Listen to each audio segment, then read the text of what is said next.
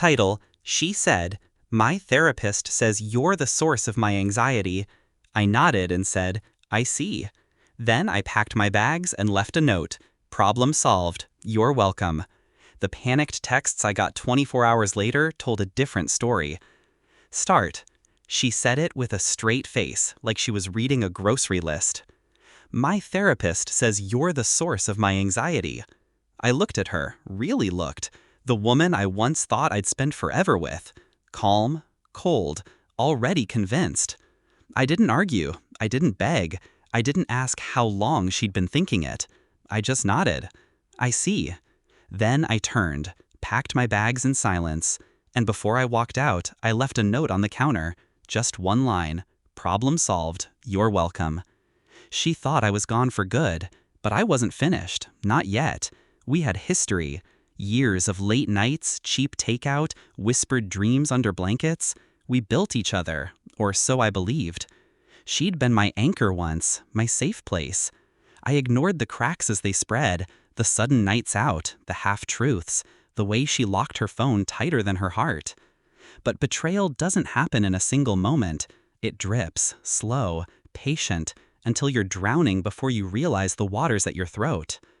I should have noticed sooner, the way her eyes lingered on her phone more than on me, the messages she guarded like treasure, the silence when I walked into a room, and then the therapist line, delivered like a final nail.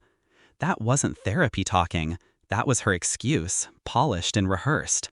I was the problem, because I was in the way. Pain sharpened me. Clarity replaced heartbreak. I stopped being the man who loved her. I became the man who studied her. I knew where she hid her spare key. I knew her passwords. Old habits die hard. I knew her patterns, where she went, who she saw, how often she lied. I followed the crumbs. A dinner here, a hotel receipt there, a voice message saved to her cloud, not meant for me. His name slipped through. Matt. A coworker she'd once sworn was just a friend. The truth wasn't a bombshell, it was confirmation, and confirmation gave me purpose. I didn't rage, I planned. Step 1, finances. I'd been the careful one, the saver. She lived on impulse. Vacations, gadgets, clothes bought on credit. I knew where the weak spots were. Quietly, I pulled my accounts, rerouted investments, closed joint cards. Step 2, evidence. Screenshots, photos, copies of receipts. Enough to strip her bare if she ever dared paint me the villain. Step 3, silence. I cut off affection, but not presence. I smiled, nodded, played dumb. Let her think she was ahead. Let her build comfort in the lie. Revenge isn't loud, it's patient. It waits until the stage is set and the lights are brightest. The night I left was the trigger.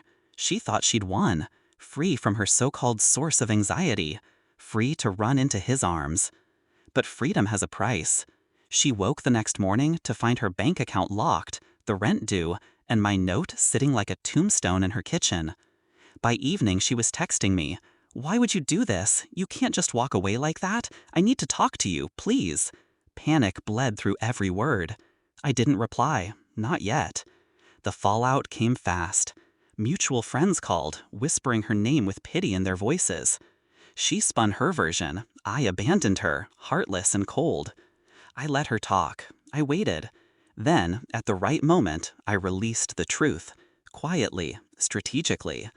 Screenshots slipped into the right inboxes. Photos forwarded to the right phones. Her secrets weren't secrets anymore. The facade crumbled. Friends she'd leaned on turned their backs. The coworker, her Matt, ghosted once his name was dragged into the open.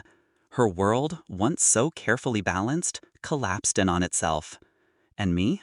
I was already gone, watching from a distance, detached. The climactic moment came 2 weeks later. She showed up at my door, disheveled, eyes red, shaking with anger. Or was it fear? "You ruined me," she spat. I stared at her, calm, cold. "No," I said, "you ruined yourself. I just stopped carrying the weight for you." She broke then, not with tears, but silence. The silence of someone who realized the game was over. I didn't invite her in. I didn't offer comfort. I closed the door, and with it, the last piece of my past. Do I regret it? No. She wanted me to be the problem, so I solved it. She wanted freedom. I gave her the rope. She wanted to see what life was without me. Now she knows. Justice doesn't always come with sirens or handcuffs. Sometimes it's quieter, cleaner. A man walking away, leaving only the truth behind him. When I left that note, it wasn't just for her. It was for me. Problem solved. You're welcome. And for the first time in years, I meant it.